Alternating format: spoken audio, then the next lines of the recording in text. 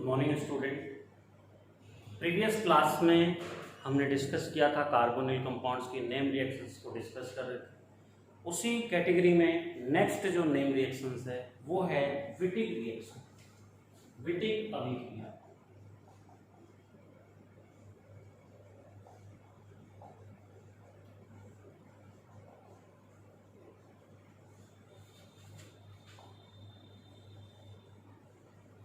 क्या है Wittig reaction? किसकी अभिक्रिया है? कार्बोनिल यौगिकों की। विटिक रिएक्शन में कार्बोनिल कंपाउंड यहाँ पे एल्डिहाइड भी हो सकता है, कीटोन भी हो सकता है। बेसिकली हमने क्या किया, कार्बोनिल कंपाउंड्स की रिएक्शन हम किसके साथ करते हैं? Phosphorus ylide. किसके साथ करेंगे? Phosphorus ylide, C6H5 triphenyl phosphate CrRS। ये हो गया ट्राइफिनाइल। इसको मैं सिंपल बोल दूं, फॉस्फोरस ईएलाइड, यानी एल्कीन कार्बोनिल कंपाउंड फॉस्फोरस ईएलाइड के साथ शुष्क ईथर की उपस्थिति में ड्राई ईथर, और क्या ले सकते हैं, टेट्राहाइड्रोफ्यूरिन, इसके साथ गर्म किया जाए तो प्रतिस्थापी एल्कीन आपको मिलेगी। क्या मिलेगी? प्रतिस्थापी एल्कीन, सब्स्टिट्यूटेड एल्कीन, या और कहें तो हम desired alkene is form. Desired alkene is form, प्रतिस्थापी substituted alkene.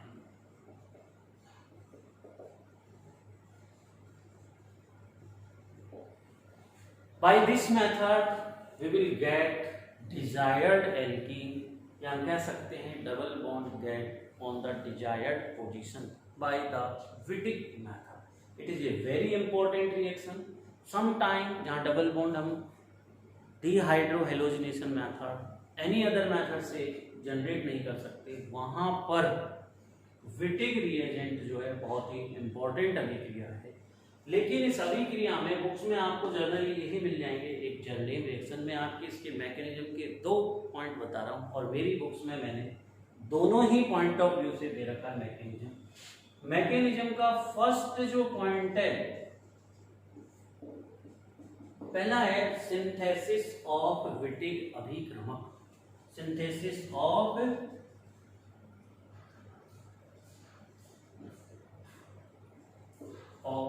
Wittig reagent,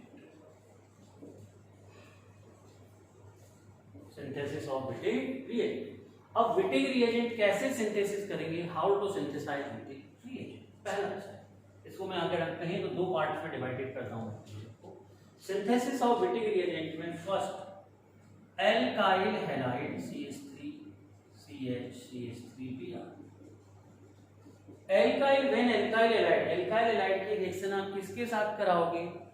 triphenyl फॉस्फेन, PPH3, से शॉर्ट में लिख देते हैं PPH3। Why we use PPH3? Because it is a good nucleophile, बहुत अच्छा नाभिक इसमें होता है। और यहाँ पे कौन ले रहे हैं? Alkyl halide. एल्काइल हैलाइड की कंडीशन क्या होनी चाहिए? एल्काइल हैलाइड हमेशा क्या हो, उसके पास अल्फा हाइड्रोजन, यानी एल्काइल हैलाइड्स के पास क्या होना चाहिए? Alpha hydrogen, presence of alpha hydrogen, presence of alpha H in alkyl halide, it must. सबसे इंपॉर्टेंट है एल्काइल हैलाइड वो सेलेक्ट करोगे आप जिसके पास क्या हो? Alpha hydrogen. अब जरा यहाँ देखिए, ये अल्फा कार्बन है, इससे अटैच हाइड्रोजन क्या होगा? अल्फा। तो कितने अल्फा हाइड्रोजन? 1। ये PPH3 किस पे अटैक करेगा? इस पे SN2 मैनर में रिएक्शन होगी, और यहां से SN2 रिएक्शन बोलते हैं इसे, और फॉर्म हो जाएगा PPH3 positive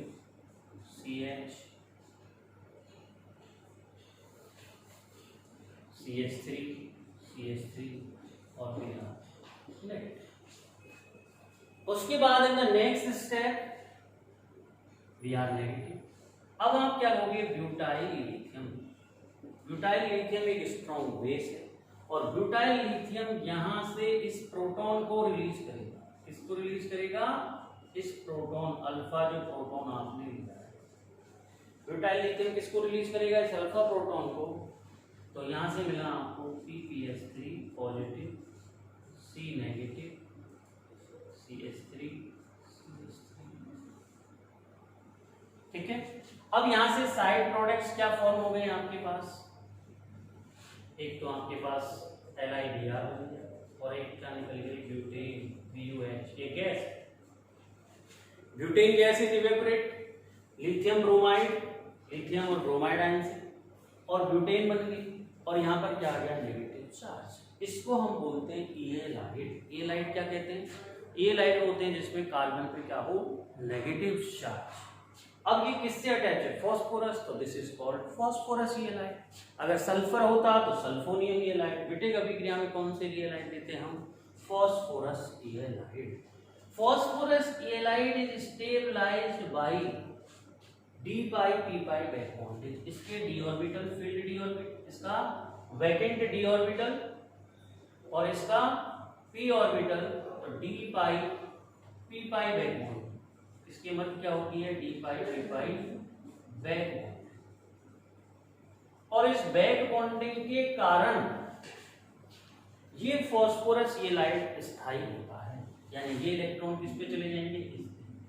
filled p orbital of carbon and vacant d orbital of phosphorus or then form a Wittig reagent PPS3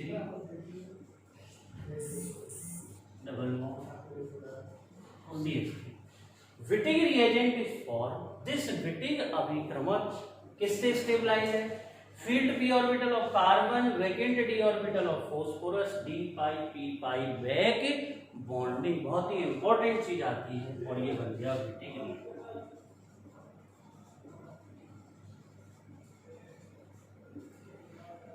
अब ये जो विटिग अभिक्रमक, तो कभी भी इंपॉर्टेंट क्वेश्चन है। कई बार क्या होता है, हमसे जो क्वेश्चंस पूछे जाते हैं वो कंप्लीट द फॉलोइंग में पूछा जाता है। बच्चा रट लेता है कि साहब मैंने तो कंटेंट रट लिया और फिर ये तो सर एग्जाम से बाहर आया।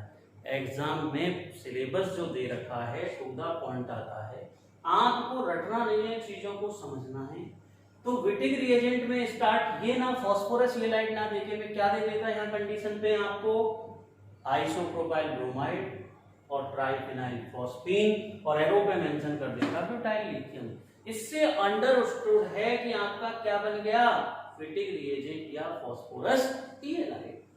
अब ये फॉस्फोरस जो एलाइड बना, पहला काम हो गया फॉस्फोरस एलाइड सिंथेसिस। आपको तो यहाँ जनरल रिएक्शन में आप लिख सकते हो, but complete the following reaction में आप कैसे लिखोगे?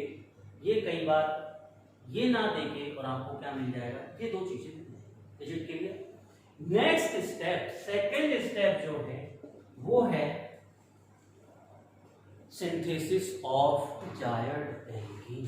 Synthesis of desired alkene.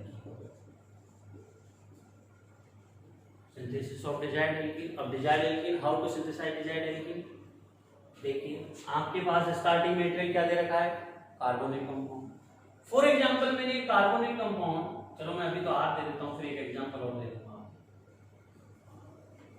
या आप लिख सकते हो, मैंने यहां एग्जांपल दे दिया एक cyclohexane. If the carbonyl compound is cyclohexane, क्या दे रखा है? Carbonyl compound cyclohexane. इसकी रिएक्शन आप किसके साथ करा रहे हो? Wittig reagent. ये विटिग रिएजेंट है।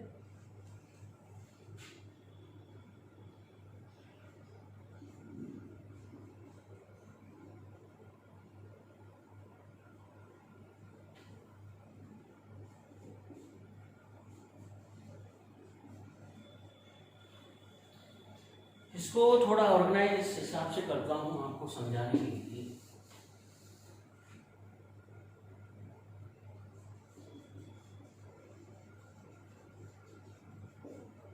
और यहां हमने क्या ले लिया? Wittig reagent.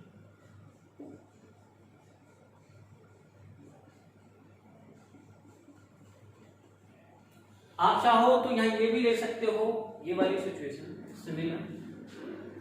किसी को कोई प्रॉब्लम नहीं है, नेगेटिव चार्ज कंफ्यूज ना हो फॉस्फोरस में positive charge. Negative charge always electron deficient carbonyl carbon पे अटैक करेगा और यहां से ये बनेगा CO Pli। इससे क्या फॉर्म हुआ आपको,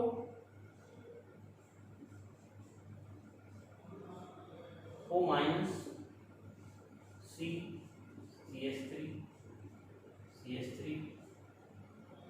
और PbS3 पॉजिटिव। इसको बोलते हैं ऑक्साफॉस्फेटेन। अब ये इनके मध्य 4 मेंबर रिंग बन जाएगी यहां से, और ये क्या बन जाएगा इससे, ऑक्साफॉस्फेटेन।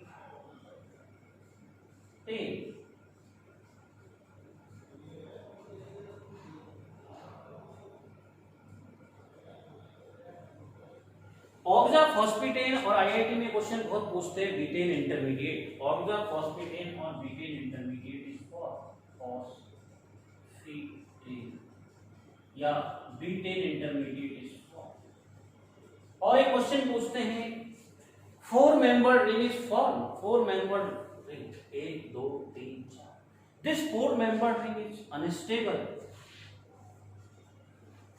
This 4 member ring is unstable. जैसे अनस्टेबल होगी ये बॉन्ड यहाँ ब्रेक होगा, ये यहाँ ब्रेक होगा, और आपको डिजायर्ड प्रोडक्ट क्या मिला, CH3 प्लस ट्राइफिनाइल फॉस्फेन ऑक्साइड। क्या मिला, ट्राइफिनाइल फॉस्फेन ऑक्साइड और desired alkene is form. This is the substituted alkene in the box। ये जो बॉक्स में मेंशन है क्या है, substituted product. This reaction is known as Wittig reaction.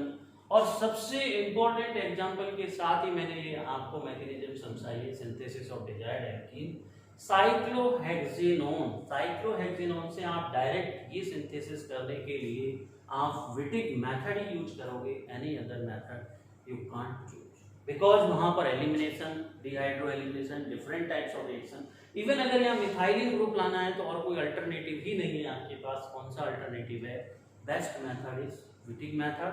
तो विटिंग मेथड दोनों आने चाहिए यहाँ पे। जनरल रिएक्शन क्या है, रिएक्शन कार्बोनिल कंपाउंड्स की फॉस्फोरस हैलाइड के साथ ईथर या टेट्राहाइड्रोफ्यूरिन की उपस्थिति में जब गर्म करोगे तो सब्स्टिट्यूट एल्कीन मिलेगी।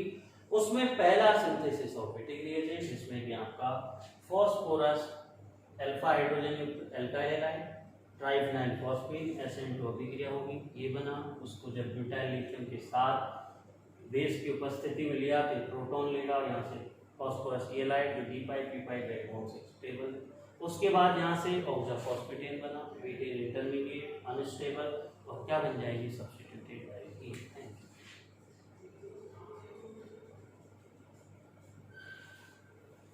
Thank you.